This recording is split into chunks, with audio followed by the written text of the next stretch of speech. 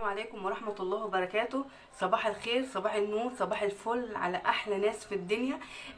احنا النهاردة ان شاء الله هنعمله بردك حاجة حلوة وحاجة سهلة وبسيطة. زي ما انتم عارفين ان المطبخ بتاعي بيتكلم على الحاجة السريعة والسهلة، السهل الممتنع زي ما بيقولوا. يلا نبتدي ونقول بسم الله الرحمن الرحيم. اول حاجة احنا النهاردة ان شاء الله هنعمله صينية قرع عسل اللي هي بالبشاميل، الحاجة الحلوة قوي اللي اولادنا كلها بيحبها. اول حاجة جبتها، طبعا انتوا فاكرين لما انا جبت معاكم القرع العسل وخزنته فرزته حطيته في الفريزر، فانا رحت مطلعه كيس من الفريزر وهنبتدي نعملوه. الكيس دوت هنحطه وهنحط عليه كوبايه ميه وهنسلقه على النار مع كوبايه سكر لحد ما يستوي. وتعالوا شوفوا احنا هنعمل ايه بعد كده.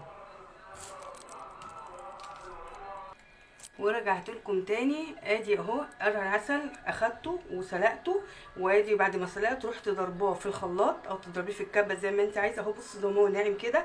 وبعد طبعا اخدت القرع العسل سلقته، ودي الميه بتاعه قرع العسل هي الميه بالسكر. الميه دي هنعمله بيها البشاميل اللي احنا هنحطوه على القرع العسل. خليكم معايا شوفوا احنا هنعمل ايه. ماشي، ادي اهي. دلوقتي كده هناخده بقى القرع العسل بتاعنا ده هنركنه على جنب، وهروحوا جايبين ايه، هروحوا جايبين الطاسه بتاعتنا وهنحط فيها حته سمنه بلدي او مرايه وهنحط عليها الدقيق. وبعد كده هنعمله البشاميل بتاعنا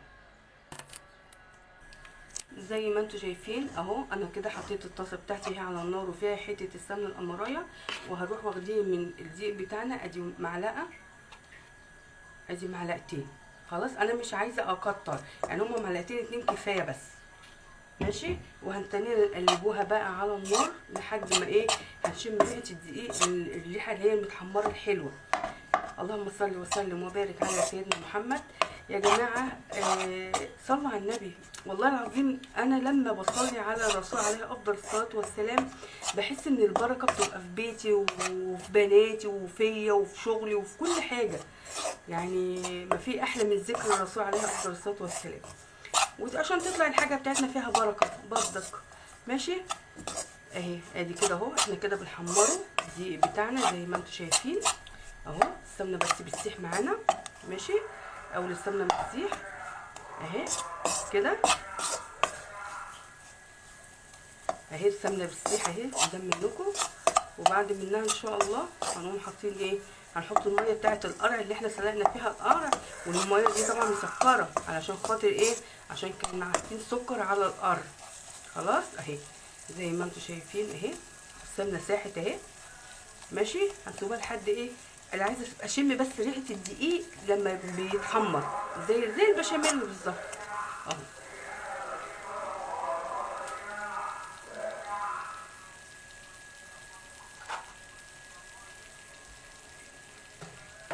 ماشي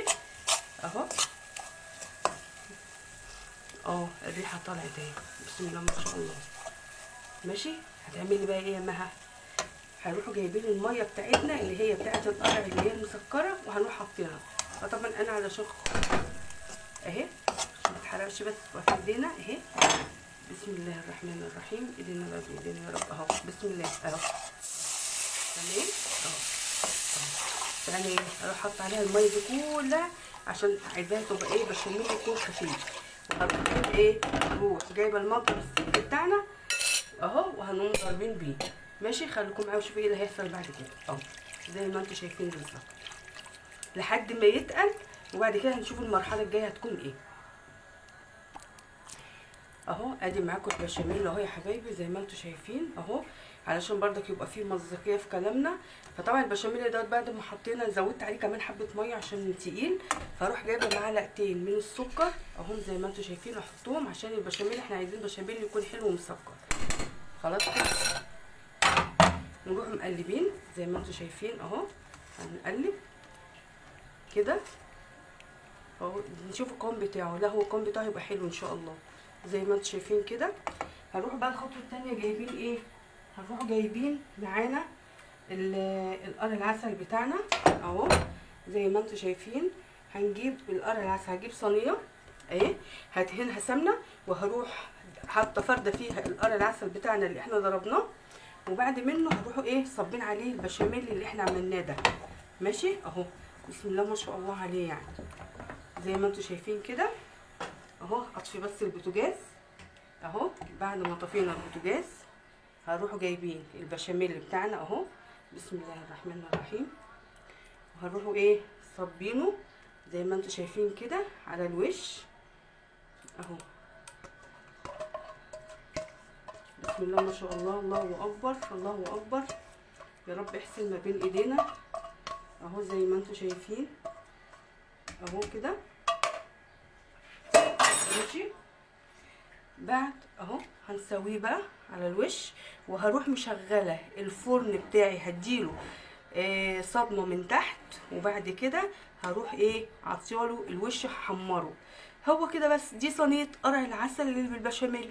عندك بقى مكسرات عايزه تحطيها بتحطيها، ما عنديش زي كده واحده غلبانه زي حالاتي، فانا بحطها كده بس وخلاص.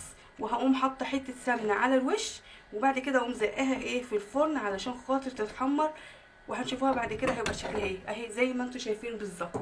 ايه رايكم؟ بسم الله ما شاء الله اكبر، هتبقى حاجه جميله جدا باذن الله. ورجعت لكم تاني اهي، بسم الله ما شاء الله. ادي صينيه القرع العسل اللي احنا عملناها بالبشاميل، والبشاميل بتاعها المسكر الحلو. تاكلوها بالف هنا وشفا، وان شاء الله اشوفكم في وصفه جديده باذن الله من منوعات ماما مها. والسلام عليكم ورحمه الله وبركاته.